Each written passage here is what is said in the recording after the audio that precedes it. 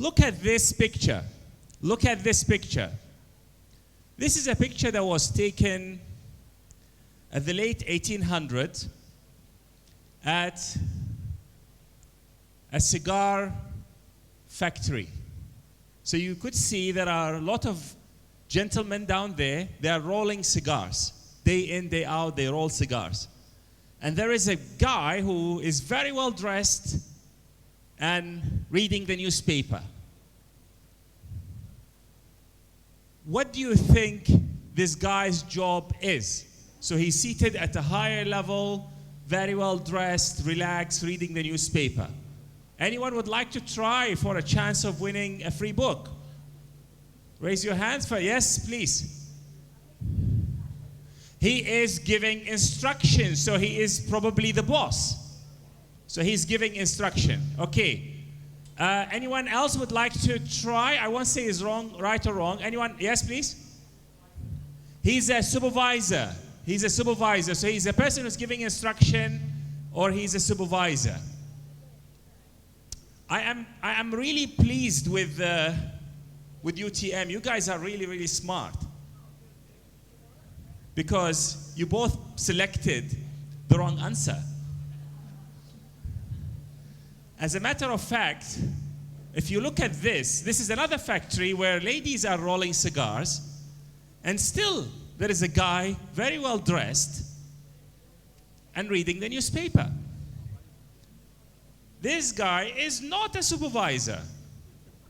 He is not a supervisor. This guy is a lector. L-E-C-T-O-R. That was his job. His job is to read the newspaper and entertain the people who are doing this very boring job rolling the cigar. Now, the fact that you don't even recognize this job is very simple, because this job has disappeared. It doesn't exist anymore. If anyone wants to entertain him or herself, they could put something in their ears, and then they could be entertained with the media that they are entertained with. And the reason why I started with this example is because we are probably at this time where some jobs are going to disappear. You know, if I look at what Jack Ma, one of the people who have been working with technology, artificial intelligence, building something from the ground up to a huge success, he say artificial intelligence will cause people more pain than happiness. A key social conflict will be the rise of artificial intelligence and longer life expectancy, which will lead to an aging workforce fighting for fewer and fewer jobs. So there is that potential where we have more people living longer, but the jobs that we have are less. As a matter of fact, if you are like me and you read all these reports, it depends on whether it comes from Boston Consulting Group or McKinsey or whatever, but they are all talking about millions and millions of jobs that are going to disappear in the very near future. And this is actually a very interesting thing, specifically for an academic, because we pride ourselves with the employability of our graduates. We say, you come, become an engineer, and you are set for life. Or you become an accountant, and you will be employed for life. So what is going on? Now, there are two schools of thoughts here. One that said, just don't worry. We had an industrial revolution. The industrial revolution before, it destroyed many jobs. But guess what? It created more jobs, even better jobs. And some people are saying, this time is different. So, is this time different? This is really the question that I wanted to tackle with you, and also give you some thoughts of how I see this whole dynamic of job destruction and creation. Personally, I believe that we as humans, we bring to any endeavor, any kind of work that we do, three types of labor. So we bring our physical labor, our capability to handle and move things. we also bring our cognitive labor, our ability to think, and also bring our emotional labor. Now these appear or happen at different levels as well. So for example, if you look at the manual labor, it could move from the level of you give me a broom and I just sweep the floor, so it requires very little skill or very little training, to something that requires high precision, dexterity, and training. Maybe something like playing a piano or painting or being a heart surgeon. Now, everything has the cognitive and the emotional, but there are certain jobs, the physical part of them is very important as well.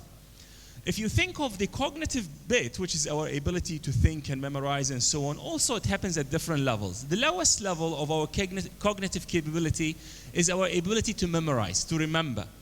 And it moves towards our ability to analyze, optimize, and eventually towards our ability to develop critical thinking and ultimately creativity. These are all within the cognitive domain.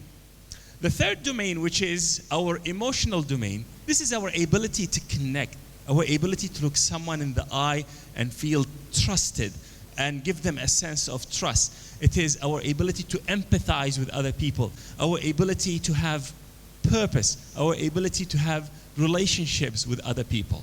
So whatever the job I do, I would require all these things. So for example, here, I need to have my facts right, so that's pretty much cognitive. I need to be able to pace myself, see what's going in the room and notice it and try to engage you. That's probably emotional. I need to be able to speak. That's probably the physical. And I also need to maybe move to make you feel less bored. Now, we as humans, we have been on a journey. And the journey is about getting other things to do our work. We don't like to really do work, especially the physical work. So since the invention of the wheel in Mesopotamia, 3,500 years BC, we have been on a journey to create tools, to use animals to do the work on our behalf. We did very bad things. We have slaves to do the work on our behalf, but slaves are still human.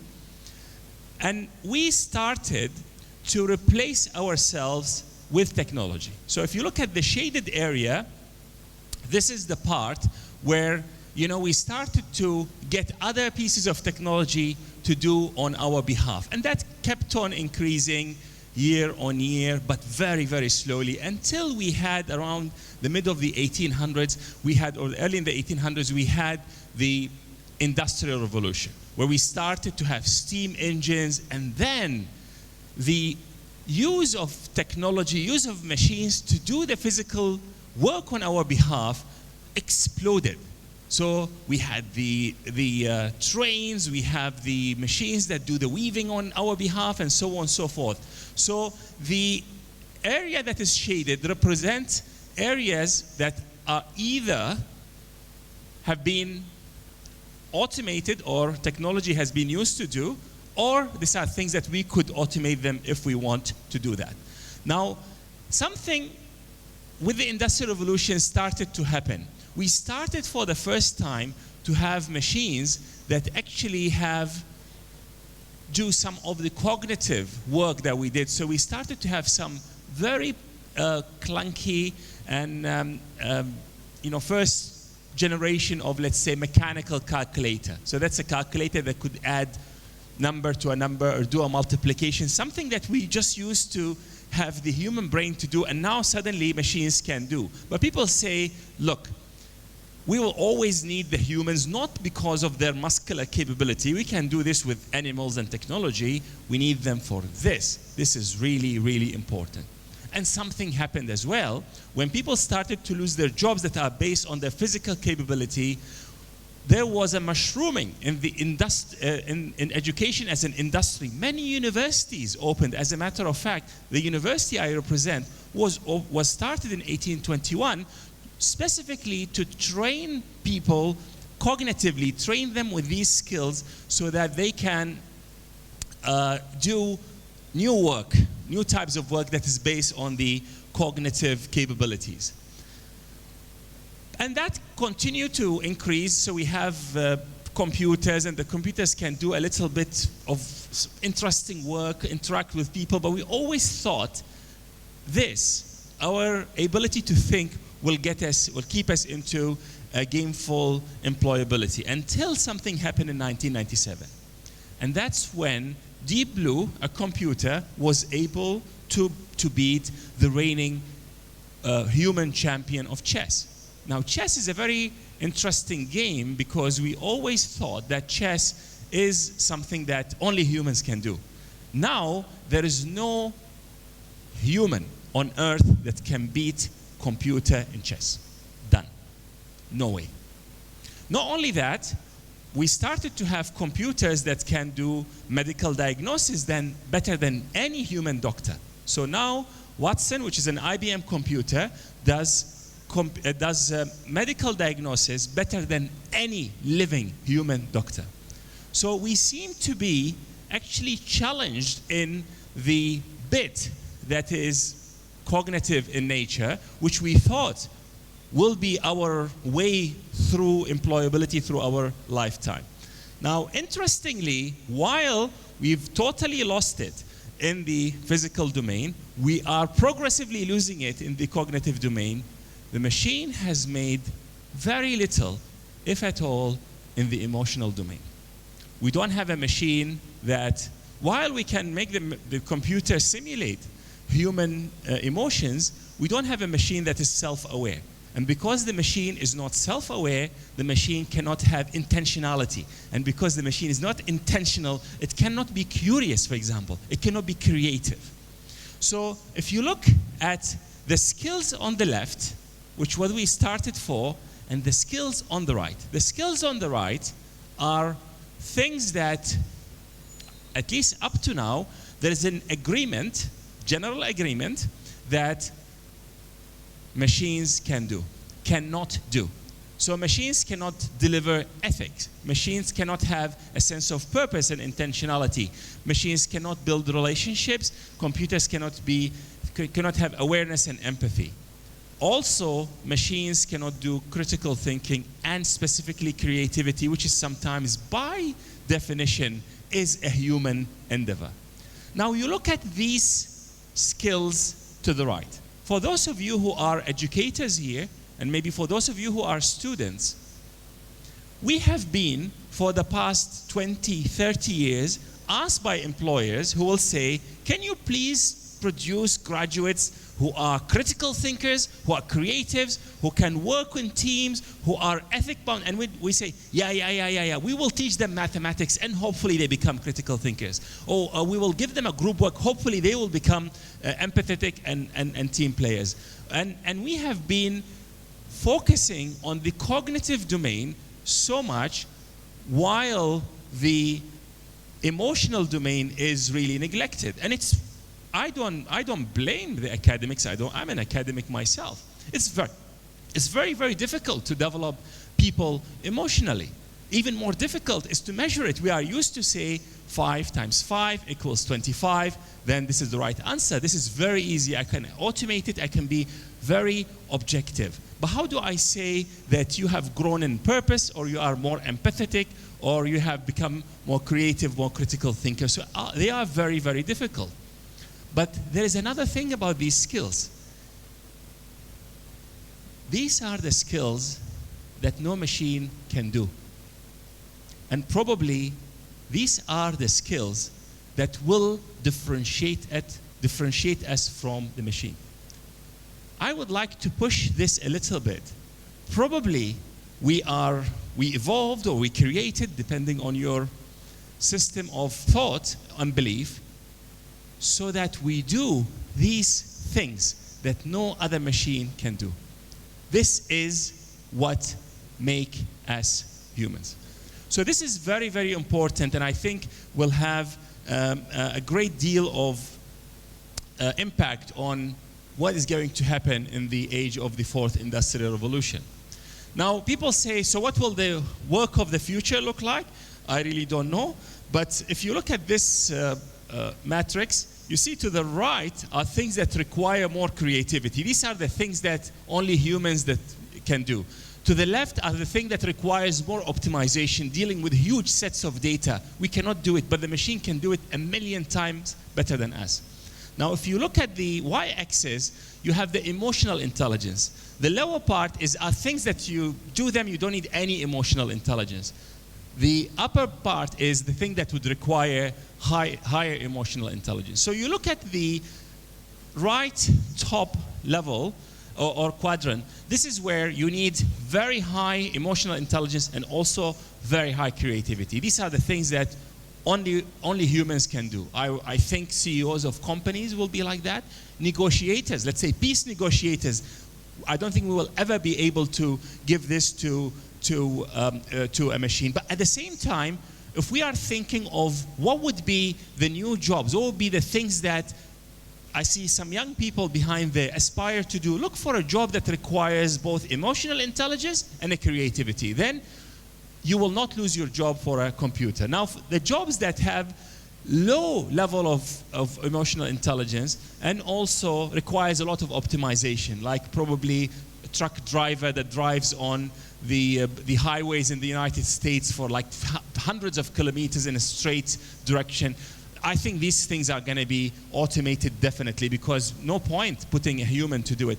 Radiologists, you know, taking a scan or an X-ray and then deciphering it, because the machine can do it better than us. And that specific area, now delivering the news to the patient maybe will be done by a human, but writing the report, you don't really need a very highly paid human to do. Now you have the part where you need lower emotional intelligence but high creativity. This is the part where machines will be used by human to deliver that, and also when you need very little optimization, but you need a lot of emotional intelligence. Let's say elderly care, for example. So these are things where the human will be working with the machine as well. Now, why I think this is very important? I think it's very important for both educators and people who are being educated now, because it gives us a framework of thinking.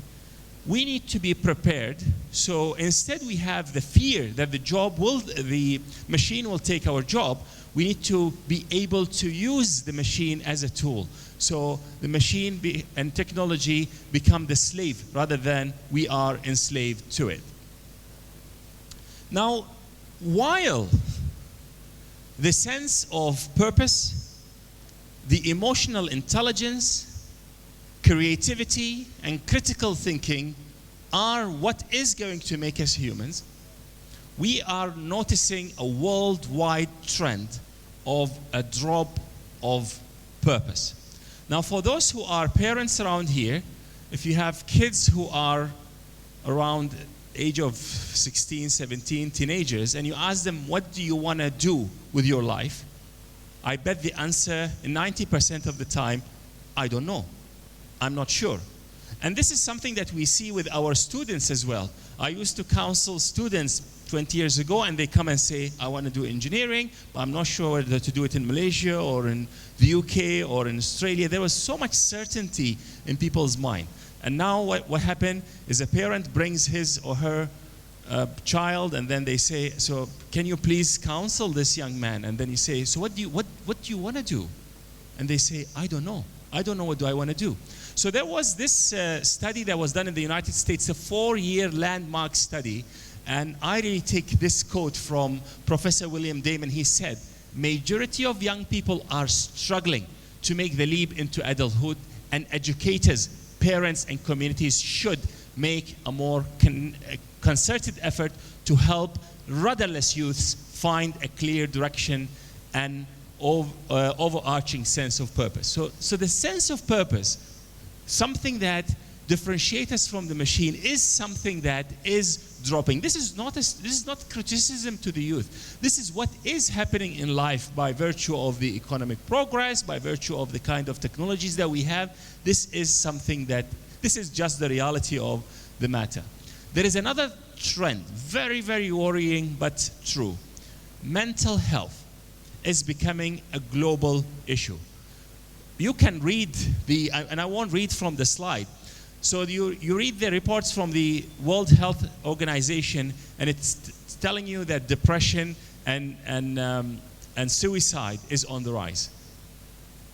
Suicide is the #1 killer for male under 40 in the UK, even more than car accidents. Can you believe that? Last year, 95 people in British universities took their own lives. Very, very,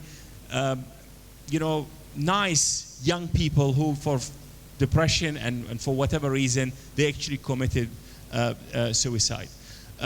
Empathy is dropping among the undergraduates, and then this is very well documented. So we assume that by education you become more empathetic, you are able to assume the point of view of an opponent or an opposing figure. Wrong. We actually, through education, make people more entrenched in their own thought process, and there is now research to prove that. This was just earlier in the month. Alarming spike in mental health issues warns the Malaysian Mental Health Association. So this is something that is happening. So let me just repeat this. What makes us humans, what will give us jobs, will be our ability to be emotionally intelligent and creative and have a sense of purpose. But the trend is the youth are struggling with a sense of purpose, and also we are all struggling with depression and mental health issues. So this is a reality. Now, what do people do about that? So a country like United Arab Emirates, they decided that they need a Ministry of Happiness. And this is actually the Minister of Happiness, Ahud al-Rumi, where the President of the state, announcing that she has been appointed as a minister. University of Buckingham to become Europe's first positive university. So this university has dedicated itself not only to train engineers and accountants, but also to train them in positive education. So there is a lot of positive reaffirmation, taking care of things like mental health and so on. Positive psychology, which is a course that is offered by Harvard, was the most popular course in the history of Harvard. The number of people who took that course was the biggest number in the history of the entire university. So this is something that is very, very important. Now here comes my involvement with this topic. 5 years ago, I sort of detected that we are unable to develop these skills into our students.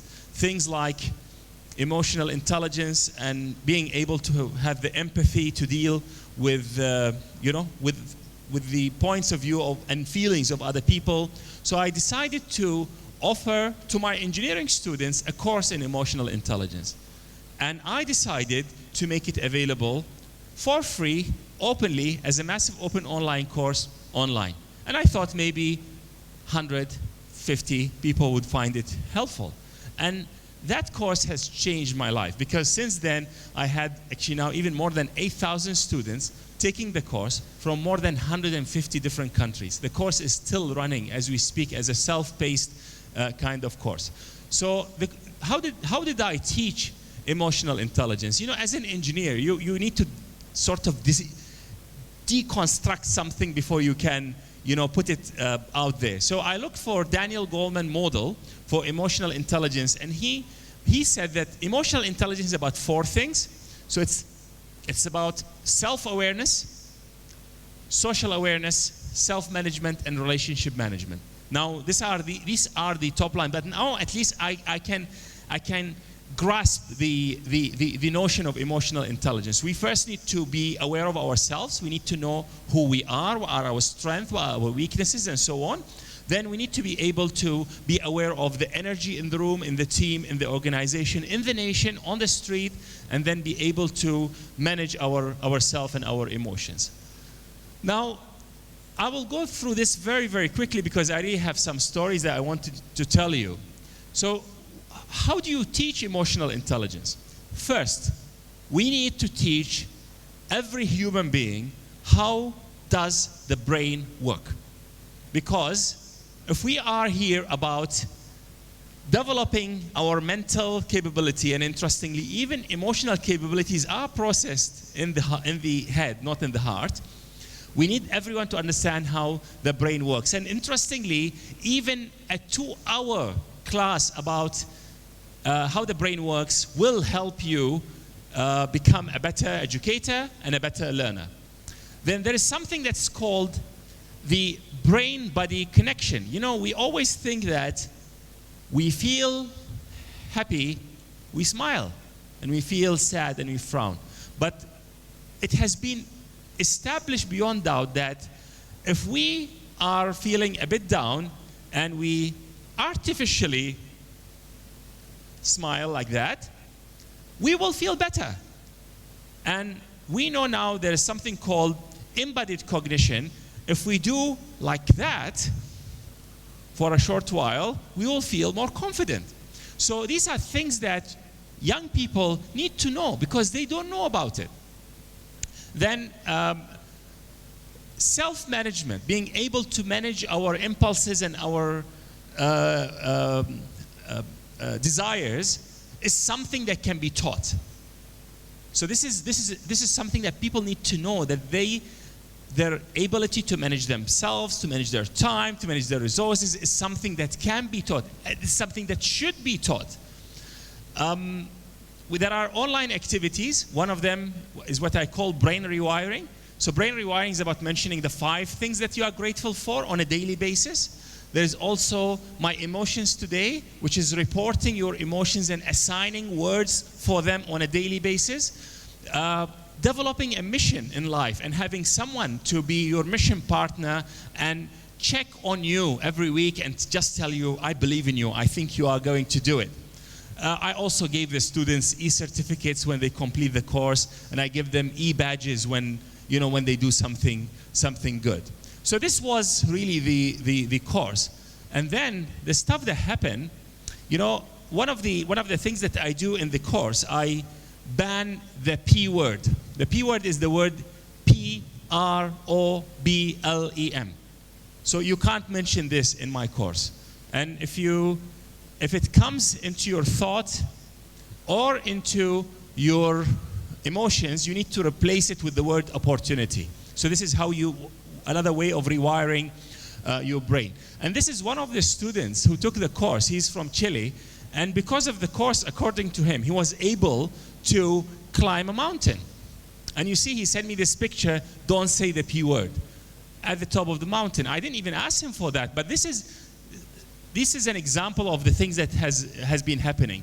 Now, the gentleman to the left, his name is Paul Koba, he's from Tanzania, and according to him, he got buried because of my course. And according to him he thought that he is not attractive, and that's why he was unable to speak to the lady that he loves for quite some time. And because of the course, he say, after lecture 3, I was able to go and speak to her, and guess what? We are now married. So this is. I mean, I was just like, what did I do? Now, this is Robert Newman. He's a chief executive officer of a small technology company in the United States, who again took the course, and then he is using now some of the techniques that we describe in the book with his company, and also he gives some classes at the university. Now this is one of my favorite. This is Bashirat, and she was in depression after her husband and her father were killed in an accident. And then she took on the course, and she now become a person who actually help other women deal with trauma. And she even wrote a book, and her book is From Pain to Purpose. And she's carrying my book, which is Shoot the Boss, next to it, and she sent me this picture. So the stuff that we have done apparently is working. Now this is a picture of the executive team in my university, and they are pledging not to use the P word. So whenever the P word comes in their language, they will use the word opportunity. And if they fail, they have to pay 1 ringgit for every P word they mention. And in the insert there, this is a small fund. We call it the Opportunity Fund, where every time any one of us utters the P word, we will be putting 1 ringgit so that we can monitor each other's language as we move on. Now, we noticed that, especially after SPM, the students leave and they are really lacking self-esteem, lacking confidence, and lacking that sense of purpose. So we developed a program that we called the Youth Transformation Program. It's a 2-week program where the students will be immersed into positive education. They are taught gratitude. And the idea of, we know gratitude, we think we know gratitude, but we actually don't. So if someone says, thank you, often you will say, thank you for what? So we taught the students how to say thank you in the right way, which is thank you for what? How did that what help you achieve your goals? What sacrifice that the person that you are thanking had to do? And eventually, what character strength that person has exhibited. So after the 2 weeks, we were amazed by some people who were unable to speak to even a friend or a stranger. They were able to give a speech to 200 people in a room. And I'm going to share a short video of 4 of these students who took the Youth Transformation Program, showing gratitude to their parents. Hi, Ma. Hi, Dick.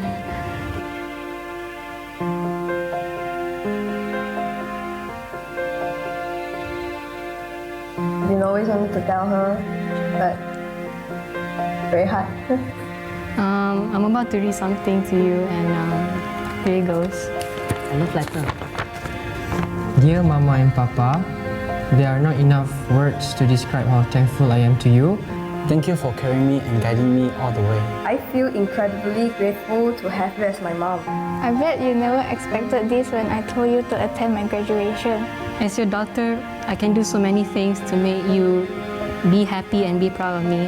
I know I don't show how grateful I am enough, but I really am. As we're a typical Asian family and we rarely express our affection towards each other. From the time I couldn't speak properly at a young age and being a very shy little girl to being someone who is confident and very determined to achieve anything.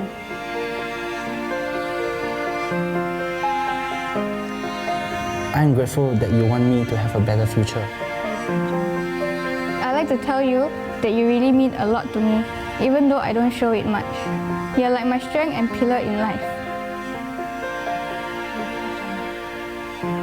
Everything about you is amazing.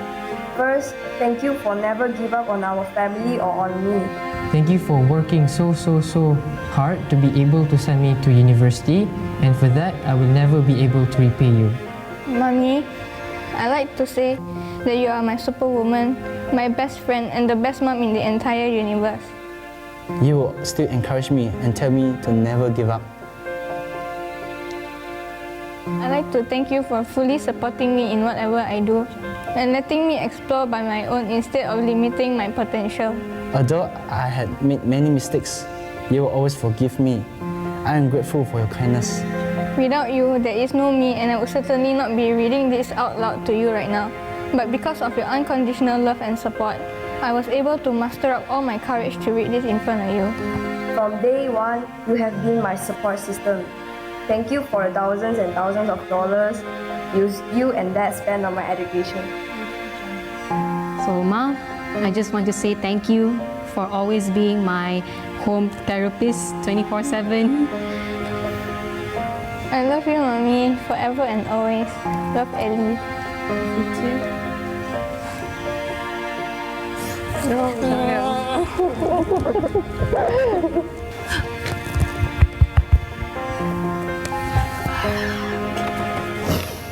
Oh, just for touching.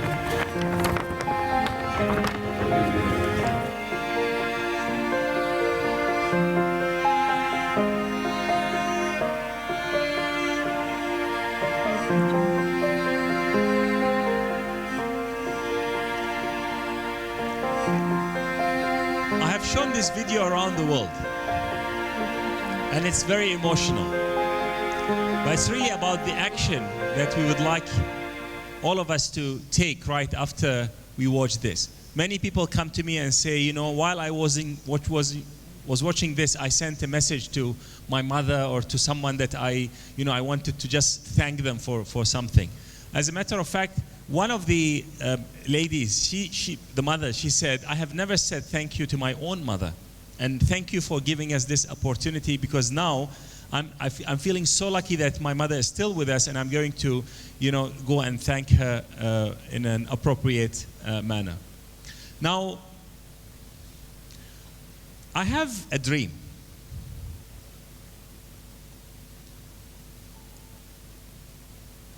And the dream is to change something in my university. So I have sort of power over it.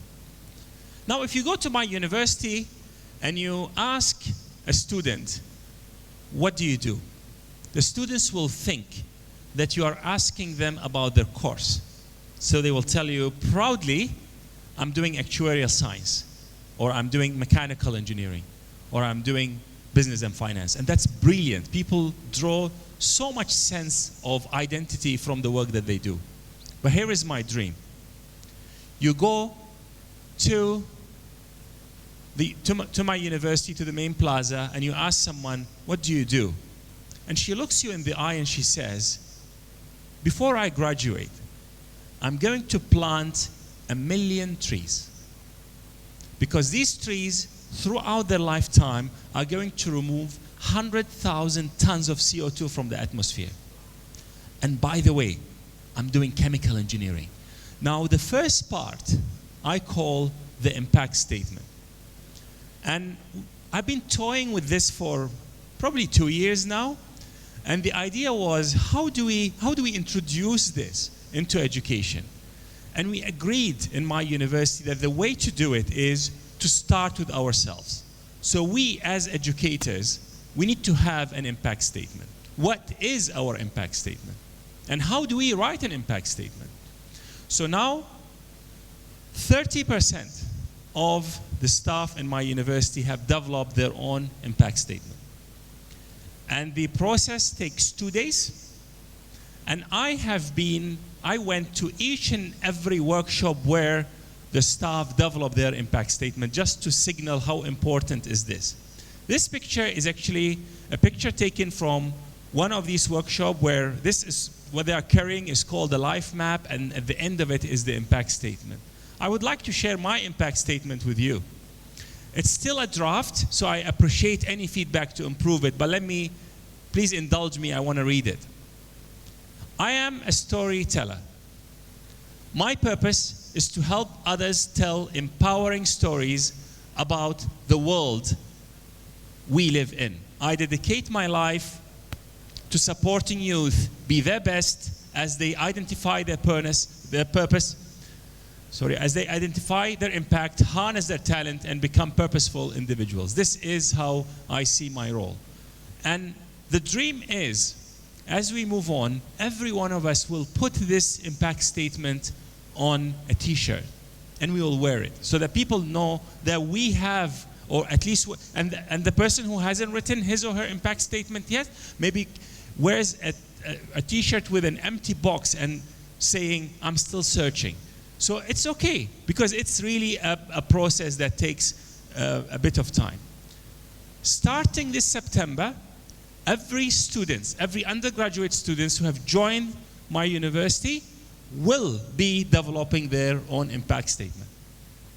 So we've developed a program, we called it the Empower program, and the idea is the students will go on a 4-year journey, and the first one is about knowing and leading self.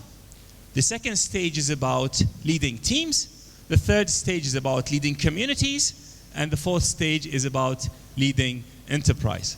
Now, I do have a 2-minute video about the Empower program. Do I have time, or do you want me to skip? Yeah, that's for the video, huh? Okay, so this is actually a sort of a promo for the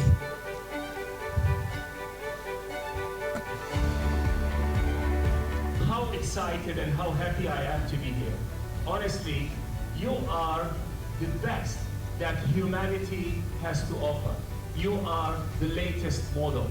You are the youth of the nation. You are the people who are going to make this world a better place. The Empower program is a program that goes in 4 stages. It starts by knowing and leading self. It moves towards leading teams, leading communities, and eventually leading enterprise. It introduces the students to activities. Through them, they can define their impact, write their own impact statement, and be clear of their own purpose and what brings meaning to their life. The Empower session, I actually feel very empowered, and he has this thing where he tends to make us feel like we can do anything and there's nothing that we cannot do. Today was a reminder for me and remind us that emotional intelligence is one of the priorities in our life other than IQ. This is my first session, and Professor Mushtak made it very enlightening to know how to control emotional intelligence and eventually in work life and how to be a productive member of society. Research has shown that emotional intelligence and also mental resilience are the skills that we will need to succeed in this century, especially with disruptive technology and automation. And we are on the front foot. We are preparing our students for that future. Be empowered.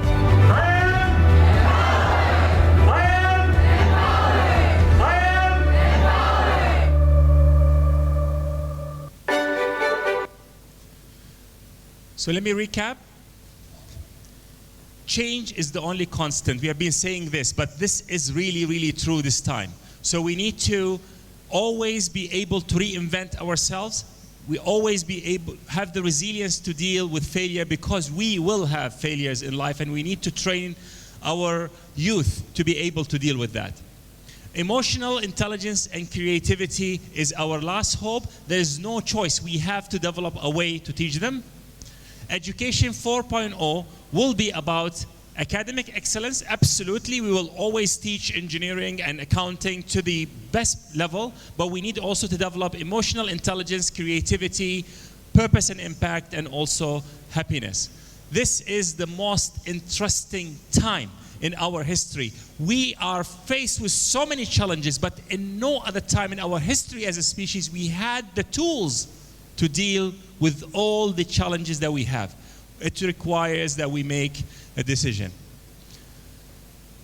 This is a picture of me walking with my father probably 40 years ago.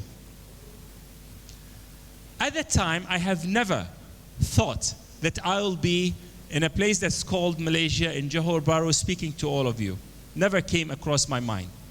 And really the story that I want to tell you is life is so messy and is so difficult to predict. And the journey that we'll go through is not something that we can plan and map very, very accurately. But we always can make choices, and the choices will eventually make the ultimate, destiny that we are going to. Now, the reason I show you this is because just a month ago, my university gave an honorary degree to the Sultan of Selangor. So this picture here of me in a kilt to the left, went on social media, and a friend of mine asked me, when you were a child in Baghdad, in Iraq, have you ever dreamt of being in Malaysia, walking next to Malaysian royalty in a Scottish kilt? And I have never, ever dreamt of that. With this, I want you to dream big, be different, and have fun, and be empowered. Thank you very much.